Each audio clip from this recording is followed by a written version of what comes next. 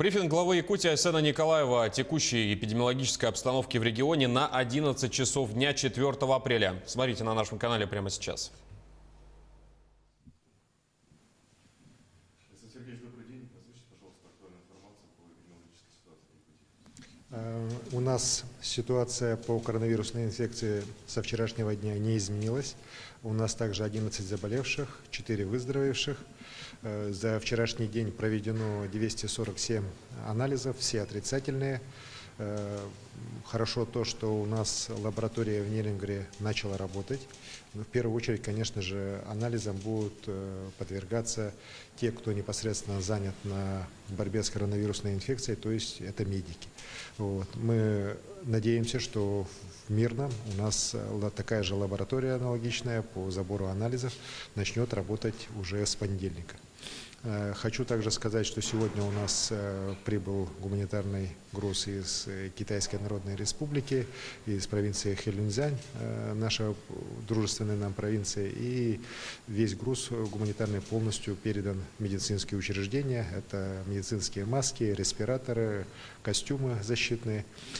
Также хорошо то, что продолжается акция помощи нашим медицинским учреждениям со стороны крупных компаний. Хочу отметить и группу компаний СЭТ, которые несколько тысяч защитных костюмов передали тоже для нужд здравоохранения республики. Ну и, конечно же, особо хочу отметить генерального директора компании «Алроса» Сергея Иванова, который продал половину принадлежащих ему лично акций компании «Алроса» и свыше 18,5 миллионов рублей сейчас направляет на решение задач по оснащению учреждений Мининского района, оснащению как раз закупом медикаментов, средств индивидуальной защиты, медицинское оборудование. Это очень такой, знаете, тоже очень хороший шаг. Уверен, что и в дальнейшем крупнейшие компании, работающие на территории Якутии, будут помогать нашим учреждениям здравоохранения, нашим медикам, которые сегодня, еще раз говорю, ведут реальную борьбу с коронавирусной инфекцией. У нас с понедельника по всей республике начинается дистанционное обучение детей. Сегодня до конца дня мой указ выйдет, в котором будет определено, что основная часть школьников, она у нас будет обучаться дистанционно, но по нескольким северным районам мы все-таки сейчас рассматриваем вопрос по труднодоступным населенным пунктам, где нет устойчивой связи интернет, для того, чтобы там обучение могли проводить очно. В рамках того, что сейчас допущено противоэпидемическими мероприятиями.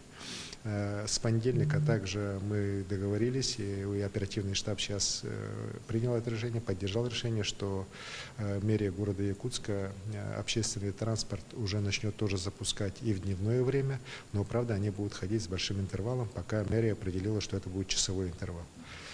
Также хочу сказать, что и по так называемому сухому закону сейчас после писем Минпромторга, и с учетом того, что у нас на длительный срок у нас нерабочие дни до конца апреля, мы приняли решение по республике продажу алкоголя разрешить, но ограничить его время с 2 до 6 часов вечера.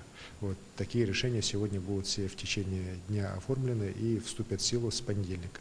Также с сегодняшнего дня все те, кто прибывает на территорию республики Саха-Якутия извне, из других регионов, они в обязательном порядке должны уходить на самоизоляцию на 2 недели.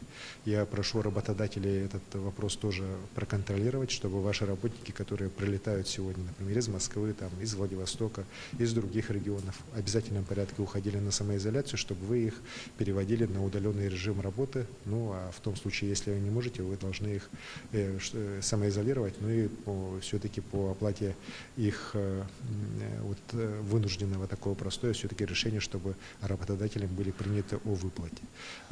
И, конечно же, здесь в первую очередь я обращаюсь к тем, кто прилетает извне республики. Я понимаю, что это непросто, но на самом деле это в первую очередь идет речь о вашем здоровье и о здоровье ваших родных и близких. Поэтому будьте добры, с сегодняшнего дня все те, кто прибывает на территорию Якутии извне, в обязательном порядке должны самоизолироваться. И надеюсь, что и население нашей республики тоже это будет контролировать.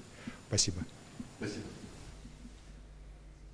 Это был брифинг главы Якутии с последней информацией о ситуации по COVID-19 в регионе на 11 часов дня 4 апреля. Оставайтесь с нами.